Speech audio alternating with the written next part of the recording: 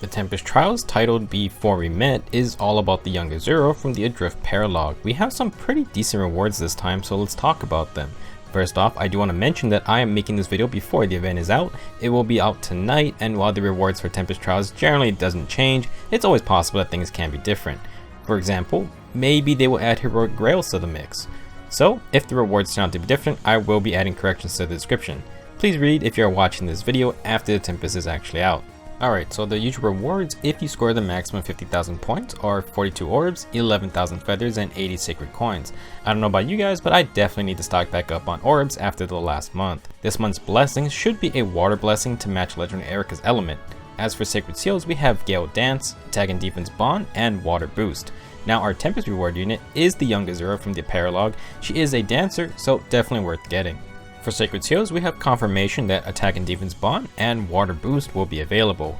Gale Dance is the last skill, and that's what the data miners have listed, and while they are pretty much spot on every time, it's not officially confirmed yet. Gale Dance is a dancer only skill, and it allows a dancer to grant a +4 speed field buff to the unit they dance. While not the most amazing skills, these dancers only skills have their uses.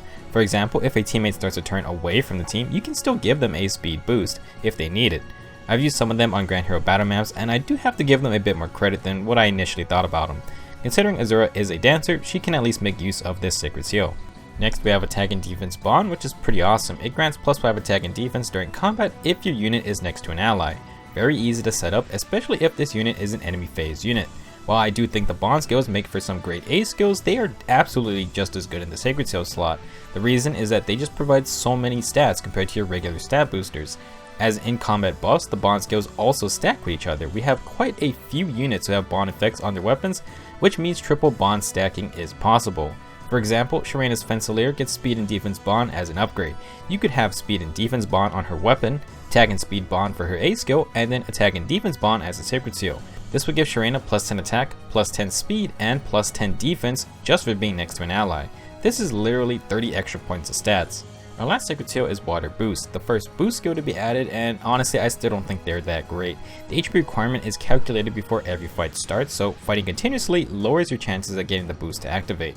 I just think there are better options out there if you want a stat boost, and I almost never see this skill in arena. It's also completely useless in any kind of hard PvE content. Those enemies have super inflated HP stats, and even something like a healer will have 50 plus HP. The one situation where I think the boost skills may be able to shine is the new Aether Raids game mode, mainly because defense teams benefit from the +10 HP bonus for being a weekly bonus unit. For example, this week Aversa is a bonus unit. She can reach almost 60 plus HP, and that helps activate her unique tome, and this can happen while she is on the defense. Maybe you have a bonus unit that has high HP. The boost skills could be somewhat useful since they are really good at preventing one-round KOs, at least for wind, earth, and water boost. In Aether Raids, you want your defense team to survive, so if the +6 from water boost actually saves them from someone like Reinhardt, then it can be an actual good skill. I'm not expecting many people to use water boost, but I just want to try and shed some positive light on a set of skills that is generally deemed pretty awful. Moving on to Young Azura, our Tempest reward unit. Young Azura is a dancer, and she is a green mage dancer. I believe she is our first mage dancer that is free, and I recommend not missing out on getting her. Now unfortunately, mage dancers have the lowest stat totals in the game. Young Azura has 36 HP, 33 attack, 29 speed, 17 defense, and 25 resistance. Pretty good attack, but everything else is either average or below average. Stat-wise, she may not seem great, but dancers are first and foremost support units, so as long as they stay alive and dance their allies, it doesn't really matter if their stats are bad. That being said, it is nice when they can't fight. So, Young Azura's weapon is the Book of Shadows, and it's unique to her. It's a counterpart to Adrift Camilla's Book of Dreams. It grants a flat +3 speed, which is nice. It then inflicts a -4 in combat debuff to all stats for the enemy if she is adjacent to an ally. Technically, this is a way to help combat her low base stat totals, but still I wouldn't treat Azura as a super battle ready mage. It's not a bad weapon, but a more supportive weapon would have been nice. Azura's other skills include Sing because she is a dancer. Her A skill is Speed and Resistance Bond, which grants +5 speed and res during combat if she is next to an ally. In total, Young Azura with Book of Shadows and Speed and Res Bond active will reach 37 speed, which isn't that bad at all. Her res will hit 30, and she should be able to take a hit from other mages. Speed and Res Bond is available at 4 stars, and remember, with heroic grails being a thing now, you should be able to get more copies of Young Azura, at least in the future. As for Azura's last skill, it is Torrent Dance, which grants +5 res to the ally she dances. You can stack it with the Gale Dance secret seal or even Earth Dance or Blaze Dance for dual field buffs. Overall, this is a decent Tempest Trials in terms of rewards, nothing too crazy but a few solid things. In terms of sacred seals, I would say Attack and Defense Bond is the clear prize. I think it should definitely be upgraded if you had to pick from these three.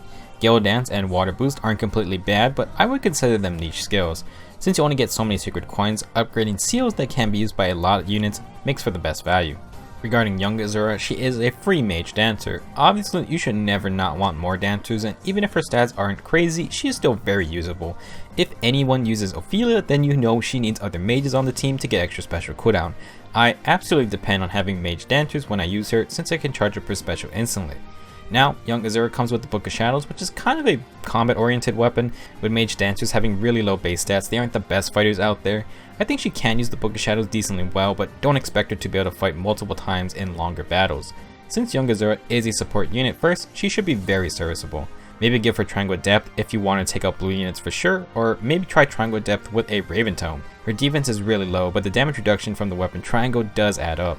That's pretty much it for this Tempest Trials. Young Azura is a great addition to any squad, especially new players who may not have many dancers on hand. Attack and Defense Bond is a great secret seal, and I can't wait for other Bond skills to show up. Good luck farming for these rewards, and I'll see you guys in the next video.